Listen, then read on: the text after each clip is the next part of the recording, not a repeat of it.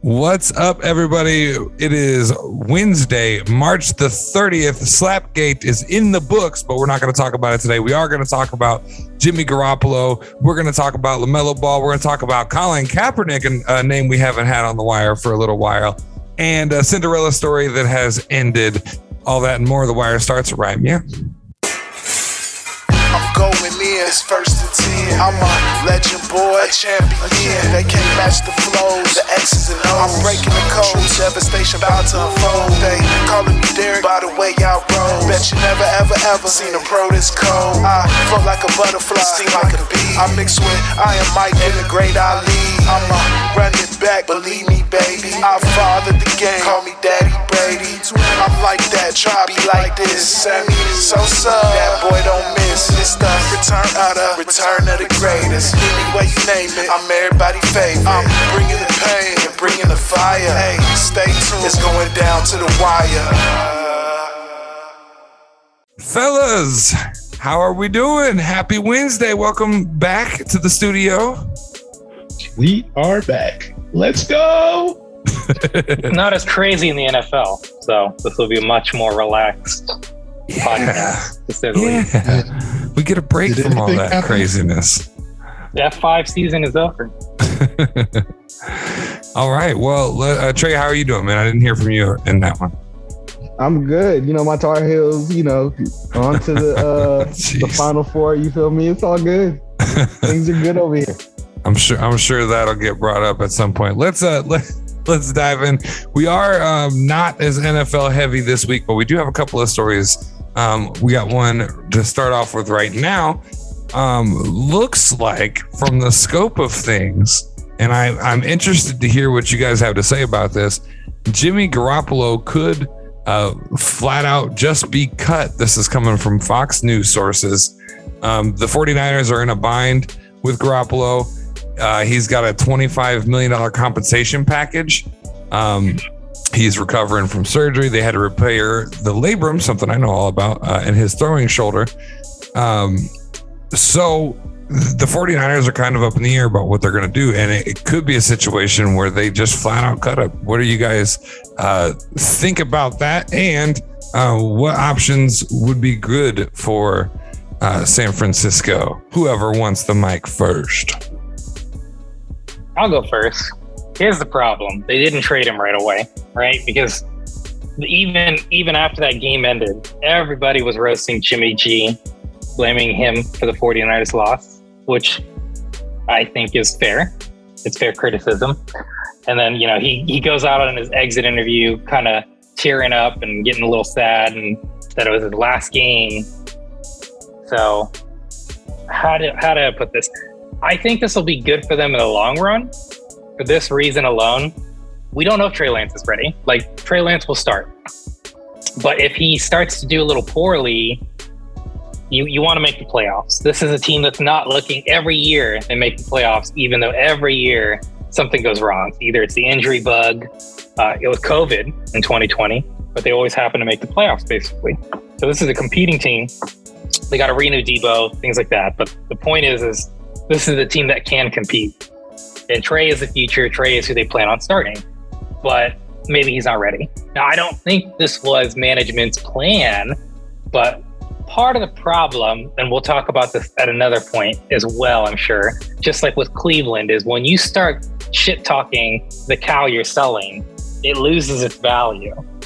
So when you start saying Jimmy G's ass, basically, publicly, and then you're sitting here turning your head left and right when nobody wants to trade for him, now you're the reason for that. So in my opinion, they're stuck with him for another year. And I say stuck because what are they going to do? Just like Baker, this is a market that's completely dry now. And now that you're requesting a second round pick, when Wentz went for a third, Matt Ryan, I think, went for a third, if I remember right, which is insane to me.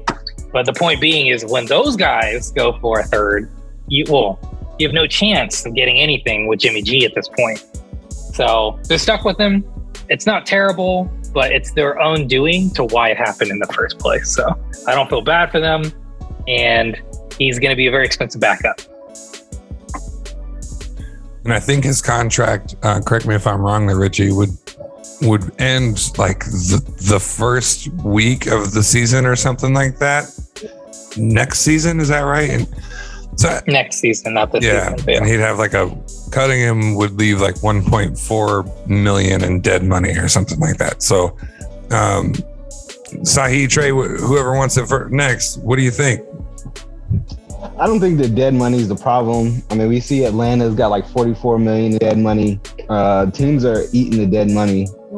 And I think what Garoppolo is, there's times when we're talking about Garoppolo and he's very promising.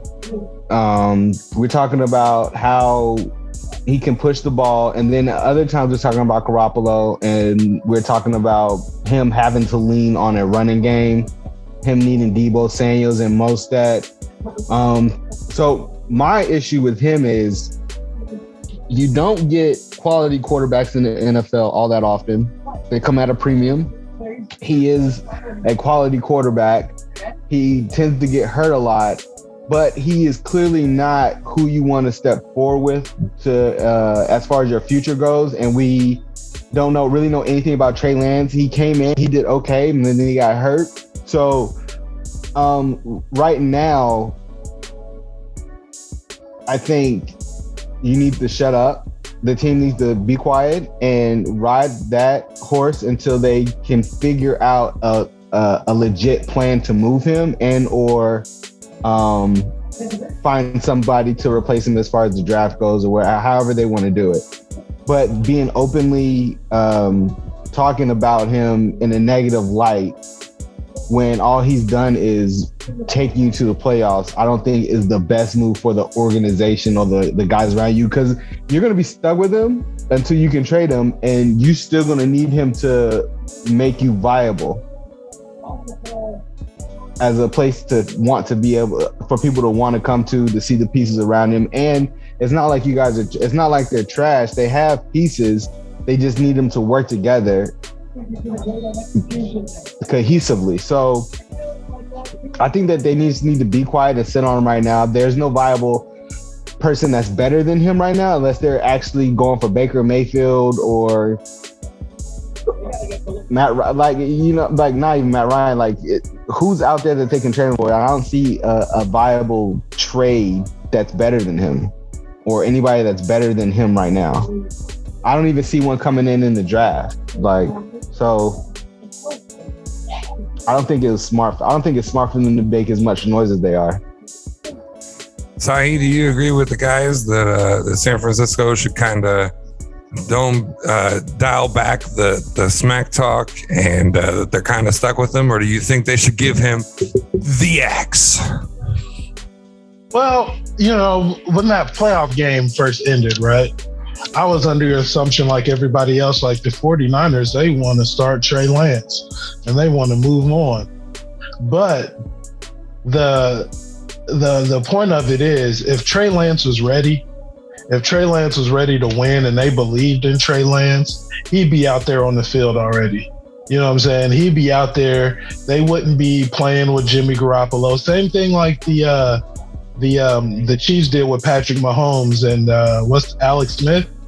They sat Alex Smith down. It was like, all right, this is he's killing everybody in practice. We want Patrick Mahomes to start. But that's not the case, obviously, by Jimmy Garoppolo not being traded or released. I know the thing is there's word about he's going to be released. I don't think the 49ers want to do any of that. Like Richie and Trey was saying, they've won with this guy, and they've won consistently with this guy. Been to a Super Bowl, NFC Championship game. They're not going to get rid of this guy. He's going to be starting. That's why I disagree with Richie on there. Jimmy Garoppolo is going to be the starting quarterback for the 49ers for the next season. And then after that, maybe we'll see. He's still under contract, I believe. There's no reason to move him right now. You got a winning football team.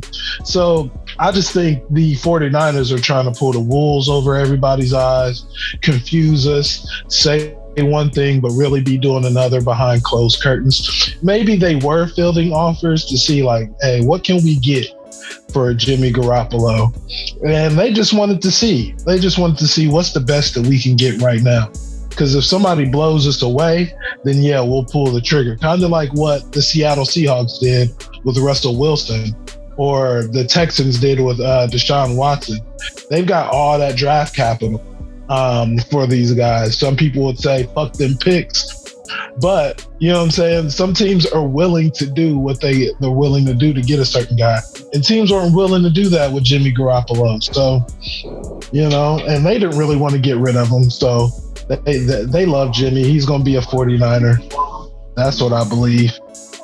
Now, with that said, all three of you kind of mentioned that that it's likely that they're going to hang on to him, and there's not really anybody out there that San Francisco would value, to Trey's point, value more than Jimmy G to try to make a trade happen.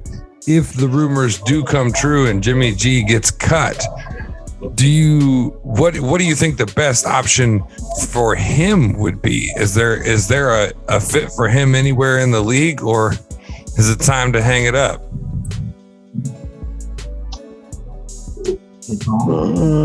Leaving it out there. I feel like there's plenty of spots. Seattle, they need a quarterback. Who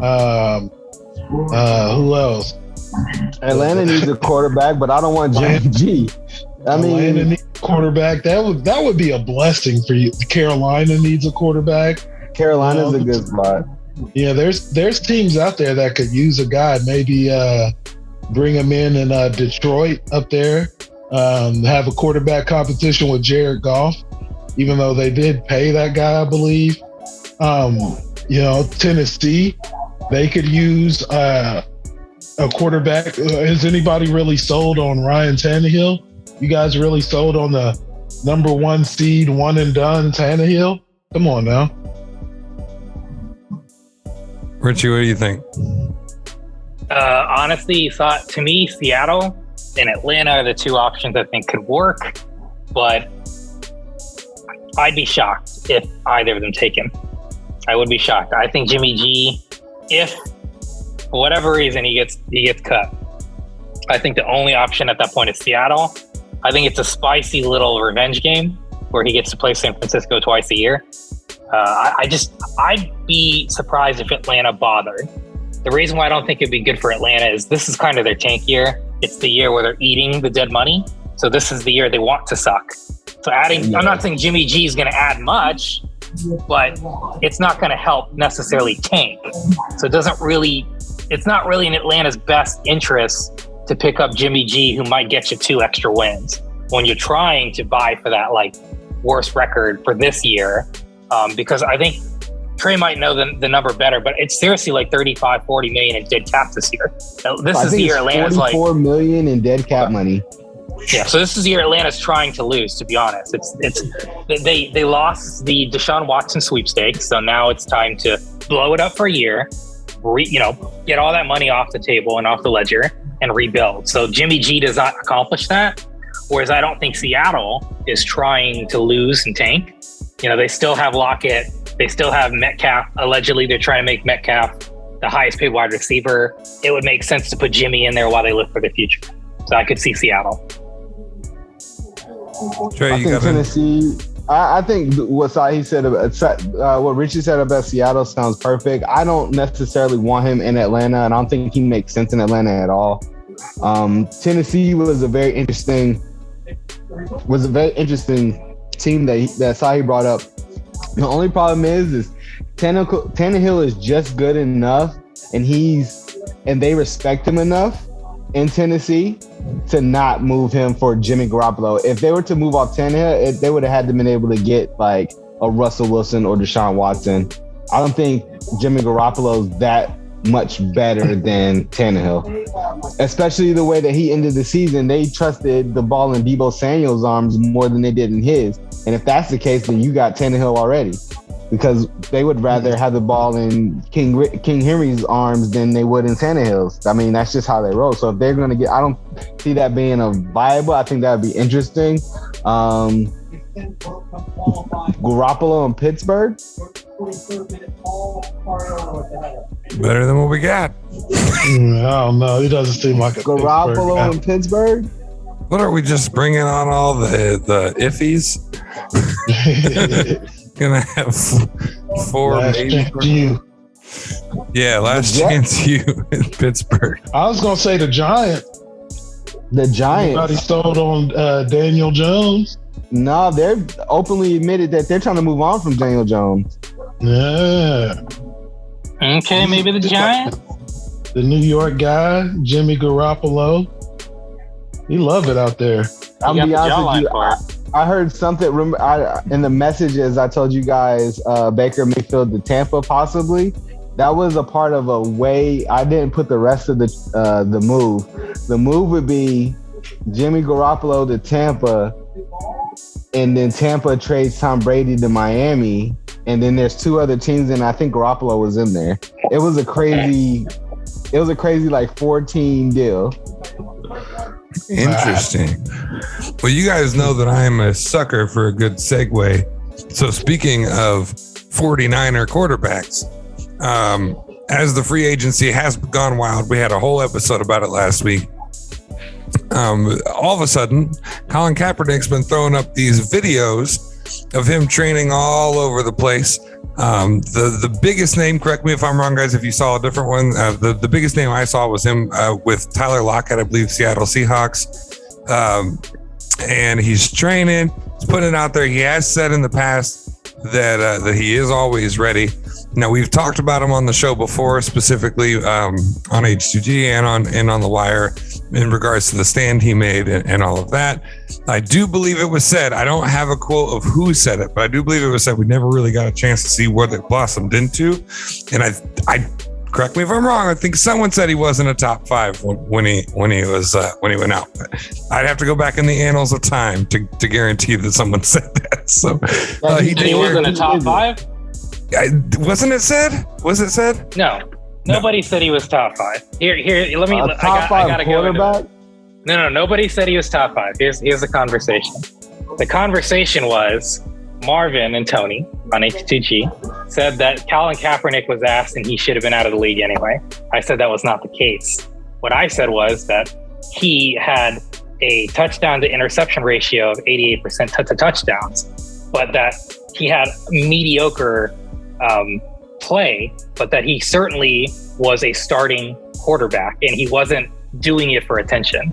That was the last time we talked about Colin Kaepernick in terms of playing football. But to this subject, Pete Carroll said on multiple occasions that he'd love to give Colin a chance. With Lockett playing with him, maybe it opens up. Who knows? What do you guys think? I think physically Colin Kaepernick could probably play the position of quarterback.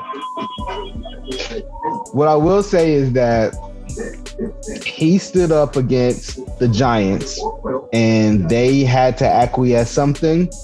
And because of that, he has become the martyr for his cause. He's not playing football again. I don't think.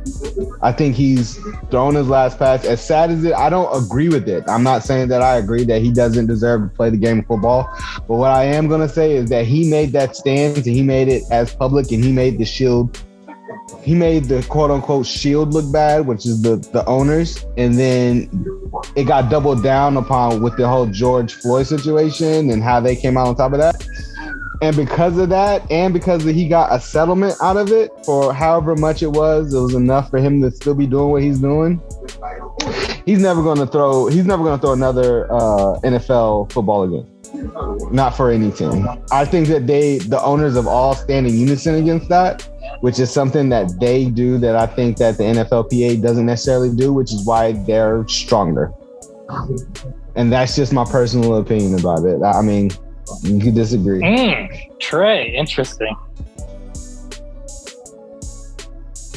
I agree with Trey, by the way. Okay. I totally agree. There's no rebuttal. Okay. I was just waiting. Hold on. You can murder a guy. You can beat your pregnant fiance. You can break your kid's arm in the NFL, and it's totally fine. But when you try to stand for black rights, then it's a problem. I mean, that's how this works with the NFL. It's not even necessarily black rights. It's when you stand against the owners. The owners, the billionaires, when you go against them or you go against the Shield, because they believe that they are the Shield, not the players. They believe that they're the Shield. When you stand against the Shield and you make the Shield look bad, and the Shield, let's be honest, the Shield looks bad. This one person made that stand. Not even this one person. He was the one that got publicized because Marshawn Lynch never stood for open ceremony either. Colin Kaepernick's the one that made it publicized. They got publicized. When you made them look bad, it's now there's a point to prove. So yeah, he's blackballed. That's just what. This will be an interesting conversation later because I feel like Brian Flores is currently doing the same thing. Now he's working. Brian Flores got a reprieve because he got picked up by the Steelers, kind of. That's what I'm getting at, though. But it's different because Colin Kaepernick. It's different for a coach. So Brian Flores is he's a position coach at this point. Colin Kaepernick would be the face of a franchise. There's, like I said, I think that the 32 owners have came together in unison about how they want to operate in this matter. So they're just going to blackball him, and they're going to be done with him. They paid him his money. They cashed him out. They told him, "We're sorry. You were right. We were wrong. But if you're going to take the settlement, then we don't want to hear from you again." As the little homie walks by, and that's just how they're. I think that's how they're going to move forward in the situation. I mean, he's been out of the league for what, 7 years? He's been out of the league for 7 years. And there's been a few years where there's been some NFL teams have needed. They brought somebody out. Who they bring out? Who's the guy that used to play for the Denver Broncos and then the Bears? Y'all know his name. Jay Cutler? They brought Jay Cutler out of retirement before bringing him back. True. I see that. Sure. I feel you, Trey, but like I think we should have a bigger conversation next week because again, like to your point, Brian Flores accused the Shield and the owners of systemic racism. So I think this is a conversation we should delve into later. But I don't disagree with you. I do think Colin Kaepernick 1,000% is blackballed. Not disputing that. But I don't know, because all I'm getting at is Brian Flores, in my opinion, is taking a much more personal attack at them than even Colin Kaepernick did. And I agree with you. The only reason he has a job at the moment is Mike Tomlin. But I'm going to your point, which is if an owner wanted to blackball this person, it wouldn't. The Rooneys could easily tell Mike Tomlin, "You ain't hiring him." So this is a conversation for later. But I agree with. I 1,000% agree with you. He's been blackballed. That's the only reason Colin Kaepernick isn't playing. And at this point, it's been 7 years, so I'm sure his skills are not the same. But the reason he wasn't playing originally was he was blackballed. For sure. And we will definitely revisit it. I do want to give Sahi his piece on just on the story itself. Sahi, he's posting these videos with what the guy said in mind. Keep in mind also, he did play he's been out of the game 7 seasons. He played 6 seasons, carried a passer rating of 88.9, completed 72 touchdowns with 30 interceptions, 2,300 rushing yards, and 13 rushing touchdowns in the 6 seasons he did play in the NFL. Do you think that that's all gone away? Do you think the black ball holds up? What do you think? What do you make of all these videos popping up of Colin Kaepernick? Colin Kaepernick is just trying to stay relevant. You know, he ain't gonna play another down in the NFL. We all know this. Nobody care about Colin Kaepernick right now. But I mean, we should, because he sacrificed his career for, you know what I'm saying, the greater good, I guess. But he's not going to play anymore. He's probably doing these workout videos for the AFL. What's that new football league coming up? He's got a better chance of playing for one of those. Being the coach for the bikini girls I play. Oh my God. You know what I'm saying? He's not going to be playing any NFL games. You know what I'm saying? He didn't want to play in the CFL. because I'm sure they would have gladly took him. He didn't want to play. Yeah. Yeah. If he really wanted to play football, he'd be on somebody's team right now. Semi-pro, arena football, something. He doesn't want to play football. He just want to look like he's playing football, get a conversation about him so he can dive into another controversy. I'd be trying to renew that Nike contract, you think? Yeah. All right. Well, thank you, fellas. We will definitely circle back around to this as things continue to transpire and get into Brian Flores a little bit as well. Folks, let us know what you think in the comments and review section below. Trying to simplify everything so that the pitch doesn't have to be as long. The link tree's updated. The Patreon's updated. We have our first content dropping for patrons here in a couple of weeks. It is a hodgepodge of behind the scenes footage that no one's ever seen before, from The Wire, from the acting podcast, from H2G podcast, from the true crime podcast, already getting some bloopers, because we do bloopers big around here. So just subscribe to the Patreon. You get the behind the scenes, and it shows us that you care about what it is we do. This is all Self-Brew Radio Network. If you'd like to get involved, hit us up in the comments. We will have someone reach out to you very soon. And if you don't want to support us, then you'll be swimming in the fish tank over at Richie's house with those beautiful goldfish. This is The Wire. You're listening and watching on all your favorite audio platforms and on Facebook and YouTube. We'll be right back. We're going to dive into basketball for the first time in weeks. Don't go anywhere. Like, that's your initial thought as a mother. The fact that she didn't have that initial thought has me question her whole mental stability. Yeah. And, I'm not a mother, of course, by any means, and never will. But I trying to think of like as a future, parent, like it's like, I think like getting off of work and then like even that night, if like I couldn't find the child, like it's like that'd be an instant search. That wouldn't be like, yeah, let me go home and make dinner, watch some Netflix, and then I'll go out look. It's like, what? Or especially 30 days? Yeah, that's insane. Wow. I went crazy when he wasn't in my house for 2 weeks, but he was also on vacation. But I still checked in with him every single day. Exactly. Fighting senses. Yeah, she's 3. Yeah, just a little girl, and you would think that the connection would be stronger, and maybe it was, and maybe we're missing some things. Sure. And we'll get into what people around them said as we get closer to the trial. Welcome back to The Wire, folks. Yeah, you got a new clip from a new podcast this week. That's right. We have a true crime podcast. That's a clip from the Casey Anthony trial that we covered, also covered back on the Great H2G episode. So go check out that in the annals as well. But also upcoming on that show, we're going to cover the Slender Man case. If you're not familiar, the Slender Man stabbings, those were crazy. We did a cool creepypasta episode and followed it up with some details on that. So check out all the shows on H2G Radio. No, you know what it is. All right. So we are going to get into basketball. Finally, there's been some news that we can talk about. We talked about here on The Wire how Kyrie Irving was not going to get vaccinated, and that prevented him from playing thus far any home games in the NBA season. And he made his return, his grand return, and it was spoiled by LaMelo Ball, who scored 33 points. I just want to get your guys's you take on LaMelo Ball's performance. What Kyrie looked like. Do you think he's going to be, getting any better going forward? What do you think of Kyrie's return to home basketball? You know what? I'm going to call you out in this clickbait title. This clickbait title. You are like those Twitter journalists right now, Justin. They click. Mute your Will mic. Smith slapped Chris Rock this week.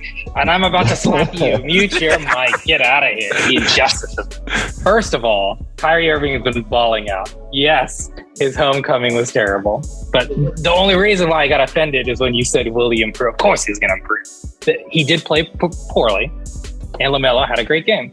But, this is exactly why everyone in the East, because we haven't been talking about basketball, has been tanking so that they're not the first seed, so they don't have to play the Nets.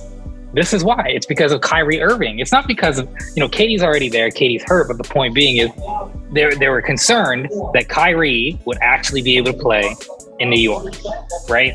And we can get into these conversations later. We've been joking in the podcast about like Kyrie being set free and it's because of the Yankees and baseball season.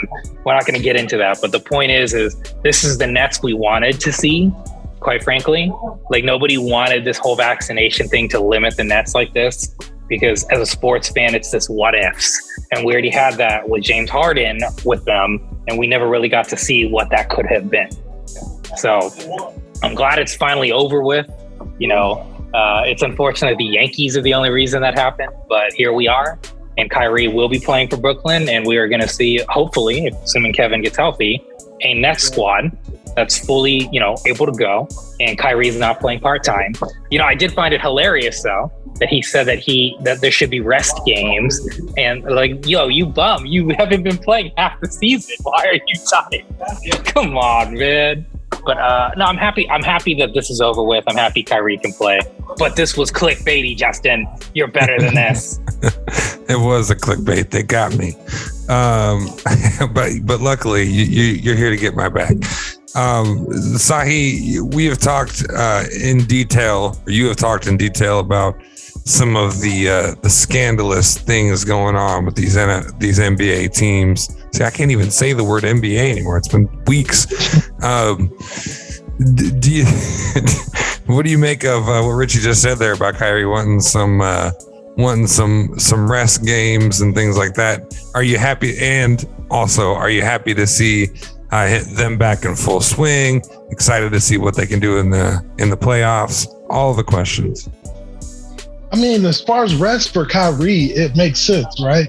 Kyrie has been injury ridden most of his career, even dating back to college. He's always got something going on where he's missing time. So having the forced missed time is kind of good, so he can be fresh by the end of the season. It's not like he wasn't playing any games. He was getting some game time in, and he was able to rest at home. But as far as the whole big deal about them losing and his first home game back, it's not a big deal. Everybody's going to have a off night, and especially like it wasn't a normal game. It's a lot of pressure going into that environment. First home game, a lot of hype.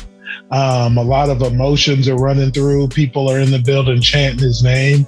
You can come out there forcing it a little bit, and once you get out there and you're forcing it, that's going to throw you off. So it's not a big deal. The Nets are going to be who we all think they are going to be, and it's going to happen even sooner because people didn't think this would happen this soon. They figured he'd go throughout the entire playoffs not being able to play home games. So the Nets they're in a good spot. They're probably not exactly where they want to be, but it's not a big deal that, he had a bad game, they lost.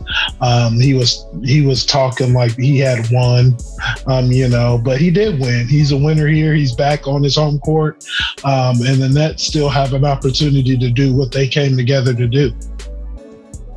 Trey, I'm gonna switch it up on you a little bit just based on what the guys have said. I mean, obviously there is in fact, to Sahi's point, quite a bit of pressure coming back into this kind of a hyped up game. He did miss 15 of his first 17 shots though.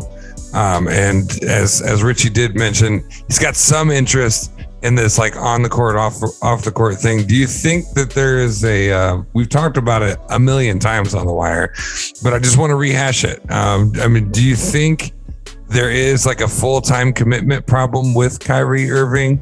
And then secondly, I'd like to know what you made of LaMelo Ball's performance.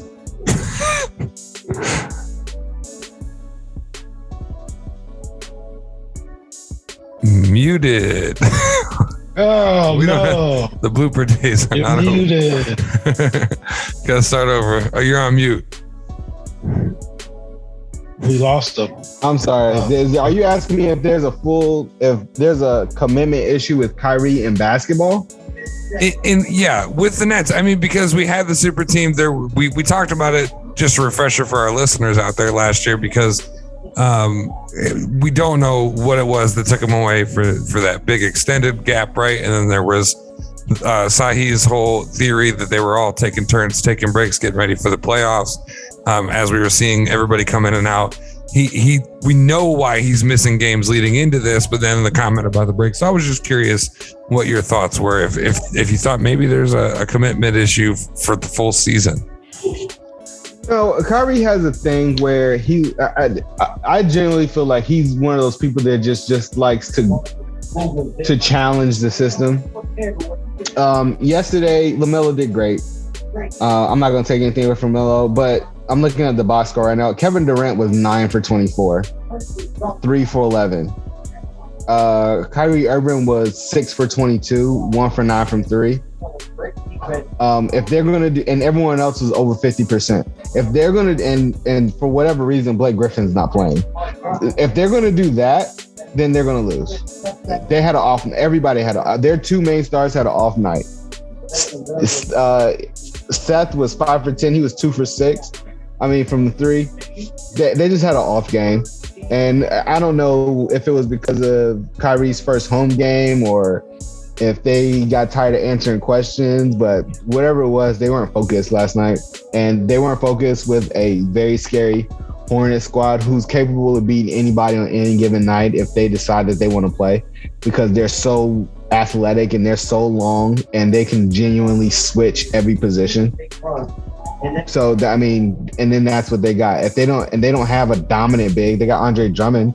So if they don't have a dominant big who could force the issue on inside against Charlotte, and Charlotte's able to do what they do best, which is run and play free and fun and have fun, then the Hornets are going to win that matchup on most nights. And I think that's just what it was. I don't think it had anything to do with Kyrie not being Kyrie's a basketball junkie. People like to paint Kyrie as someone who doesn't like Kyrie Irving is a basketball junkie. If you don't believe it, just watch him play. You can't do what he does against defenses and not be a basketball junkie. 28. He just had an off night. LaMelo Ball is becoming a star in this league, by the way, even above his brother. You can see it. He's got his dad's on national commercials, AT&T commercials. He's hooping. He's shooting a 3. He's making people look silly, and that team, he's a perfect fit for Charlotte. Did you have anything in there, Richie? Oh, no. Other than Andre Drummond's going to leave after this year. He basically admitted that. So, to Chris' point. Yeah. Well, I will do much better to not click any bait this week. Yeah. Go fishing. No, you're allowed to click. You're allowed to click bait. I'm just going to call you on the bait. That's good. That's good. Then I know when I done screwed up. Let's talk college basketball. Yes, sir. It is rolling into, what are we at now? We're rolling into the Final Four, right? Yeah. And the big story, and Trey's got this scary smile on his face. You know, the Buckeyes were out early, and the Connecticut's not. I mean, all the teams I'm used to seeing, and I don't follow college basketball. You guys know I like to pick certain teams and hope they go far. But I told you at the very beginning of all this, I wanted to find the underdog and wanted to root for them to get to the end. And St. Peter's was doing just that. They were the first 15th seed to make it into the Elite Eight. Is that correct? And then it all ended for them, sadly, against the hat the Trays got on, North Carolina, 69-49. What do you guys make of St. Peter's and their run and the beautiful Cinderella story that it was? Side question on that: is it still a Cinderella story since they lost? And who do you got? Who do you got for the tournament here? I know it's 3 long questions, but we're in the back half. Whoever wants it first. Right. I can remind you. I'm right here. I can give you the cliff notes. So I'll start it off. I'm gonna say St. Peter's was an underdog story, but even while they were down, you could see why they made it as far as they did, even when they were playing us. They are, even though they're undersized, they flew around on defense. They got a couple of block shots in there, even though they were undersized. They have terrific guard play. Shaheen Holloway is a name. If you're if you follow hoop, like I used to follow hoop from high school all the way up, Shaheem Holloway is a very known name in the AAU circuits from back in the day. New York guard, went to Seton Hall, was probably one of the top prospects coming out of high school in his day. Did not know he was coaching until St. Peter's got into the tournament.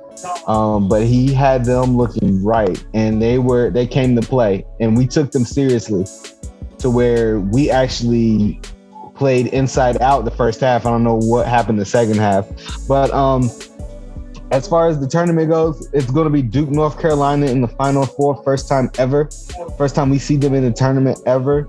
It's going to be crazy. We already sent Coach K home in the Cameron Indoor Stadium, which I'm extremely proud of.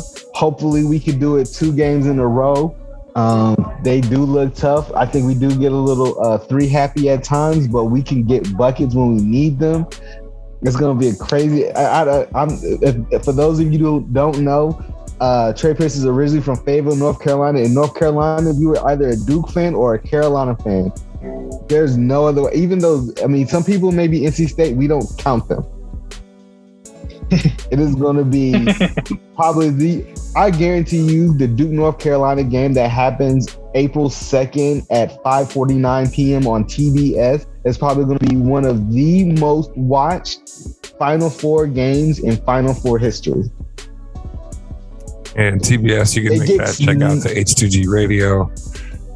I apologize. It gets no better than a blue blood rivalry in the Final Four. Like, you can't script it, and it could possibly be Coach K's last game. I'm taking Carolina all the way. I have Carolina in my bracket going all the way every year, and it doesn't matter how bad they are.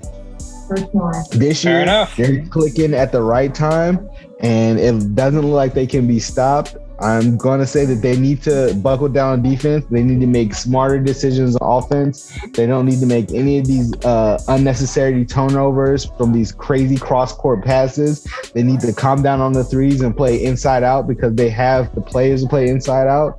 And if we could do that and take care of the ball, then we should be making it to the championship game. But Dookie Carolina in the Final Four, I cannot wait. If I am at work, I am not working. I'm honestly going to tell them, do not. I don't care what's going on. Dre's boss, you heard it first on HTG. I'm telling both of my supervisors right now, at Reebok or at DTP, I am not going to be at work at this time. What was it? April 2nd at what time?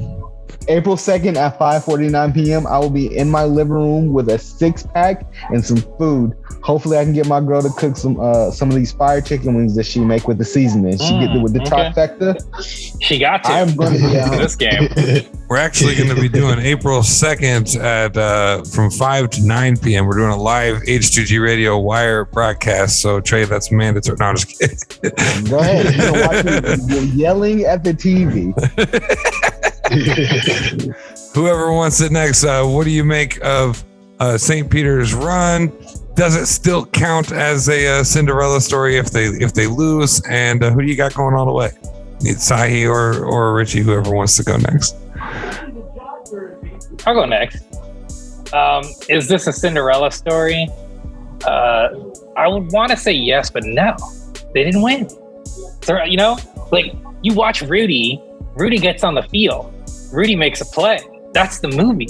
All right. These guys, they got on Notre Dame, but they didn't get the play. They didn't get the win. They didn't get that moment in the sun.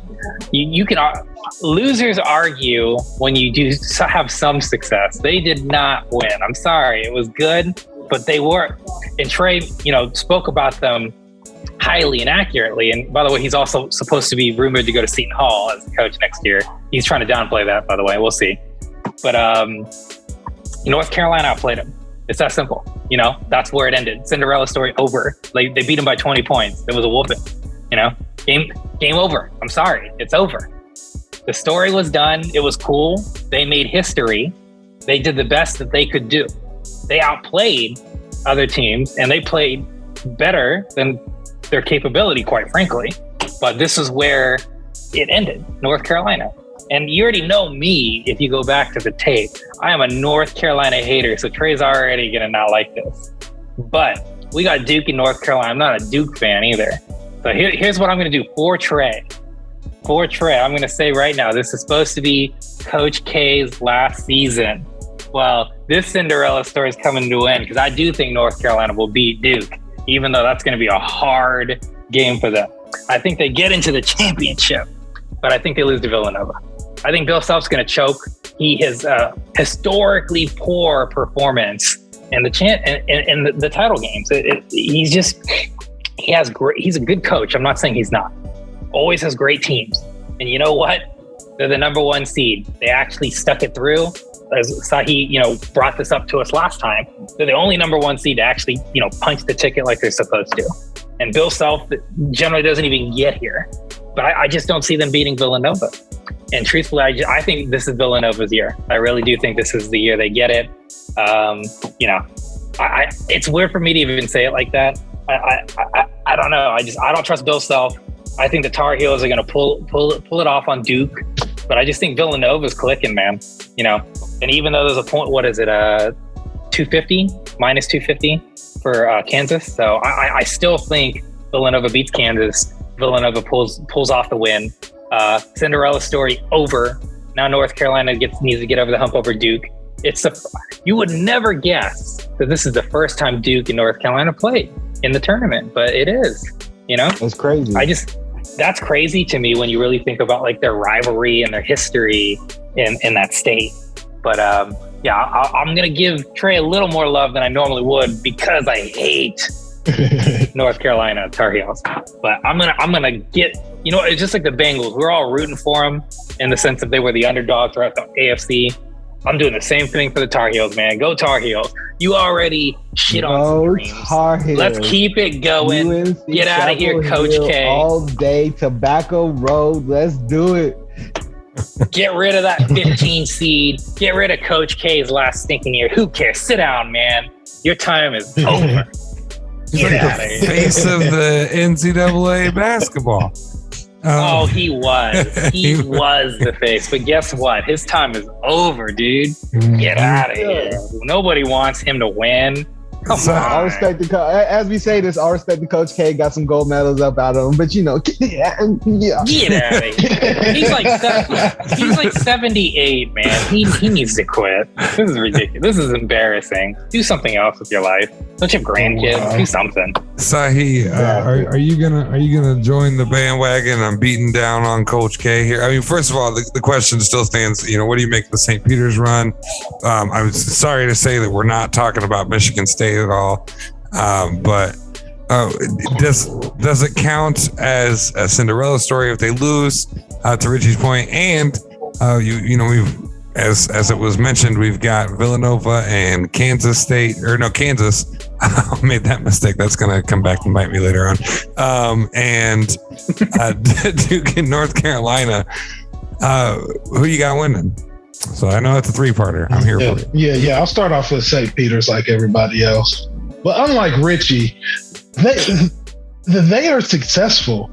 That Cinderella story is beautiful. Being the first 15 seed to make it to the Elite Eight, they won. They couldn't have done any better, obviously, because they got blew out by 20 points to North Carolina. They just ran out of juice. They didn't have the size. Like Trey said, they did have some athletes out there. That number 11 in Dofu, he had like 13,000 blocks that game. He had like five, 6 blocks. He was getting it. They have some guys up there raise their draft stock up there. Their program is going to get a recruit or two that they normally wouldn't have. They're going to get some extra money out of it. They did get some extra money out of this. Some on TV time. How many people are watching them? Some people I didn't even know St. Peter's had a basketball team. You know what I'm saying? They won all the way around. They didn't have to win the championship. Nobody was expecting them to win the Final Four, so they got up out of there. They did what they were supposed to do. They eliminated some top competition, and they get to go home and hold their heads high. They have nothing to be ashamed of. They should be down in wherever St. Peter's is partying. They should be partying still. Hell of a job for those boys out there. And I'm going to say this before I start giving, you know what I'm saying, my predictions. If I pick you to win and you're a college basketball team, you should probably be worried. Because every time I pick a team to win, they always lose. Like I had Kentucky winning it all. Would they go out the first or second round? You know, I turned on the Michigan State game when they were winning. I'm like, man, I want to be a Michigan State fan again. Let's go Michigan State. And they lose. I watched the St. Peter's game. You know, the St. Peter's, they've been beating everybody. Maybe they can do it. I'm riding with St. Peter's. Yeah, they beat Kentucky. So I'm like, man, they beat the team I thought was going to win. So maybe they got a shot against North Carolina. They're only an 8 seed, right? So I'm like rooting for them. And this is one of the first games I watched from the beginning. And from the beginning, it was all bad. So I'm like a curse to college basketball teams. So take this how you want to take it. And that's exactly what I'm going to do. I feel like Duke and Coach K, those boys are going to be inspired. And they are going to come out there fired up, ready to play. That for Coach K. This is That's my boy.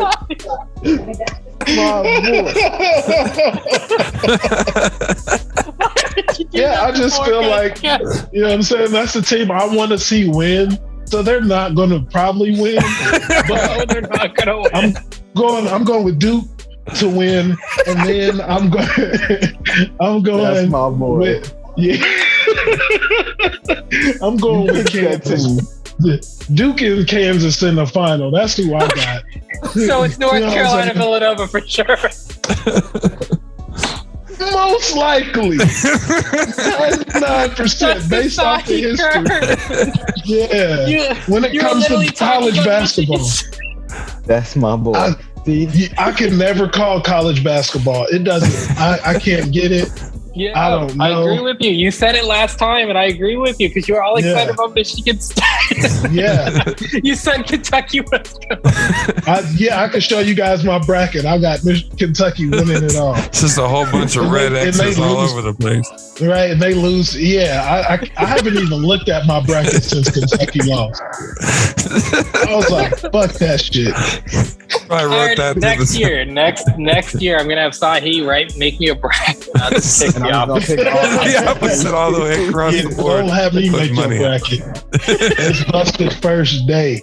It's the answer key. It's the reverse answer key. I'm speechless. This is the first time that we've had a disagreement that's a complete agreement. I don't understand what's going on here. Did you have a winner between Duke and Kansas, or does that even matter? Because they're not good. Coach K, man, it's his last final. He's going for Coach K. He's gonna win it all. Hey, he might change your luck around. You never know. Maybe Coach K pulls Sahi from the gutter. Yeah, takes the curse away. I don't know. Take the curse. I don't know. It's not likely. It'd be awesome to watch the Sahi curse break right here on the Wire Sports Podcast. Well, folks, that'd be awesome. Crazier things have happened. The Bengals went to the Super Bowl. They did. I was hoping they'd win the Super Bowl.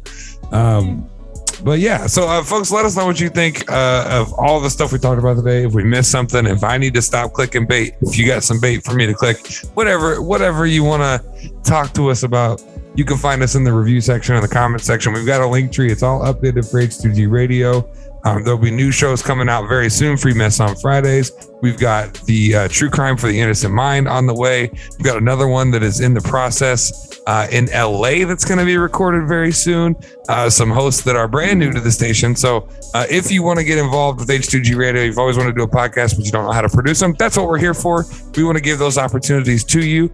We want to bring some more people to the radio waves and get some of this crappy news out of the way and get some of our awesome production.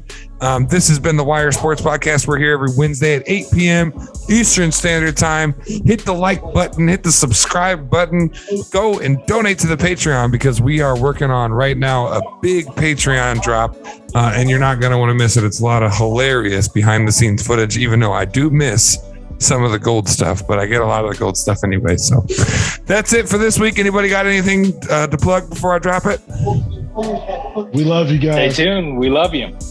Sure do. We're doing this for you. Stay classy, would you?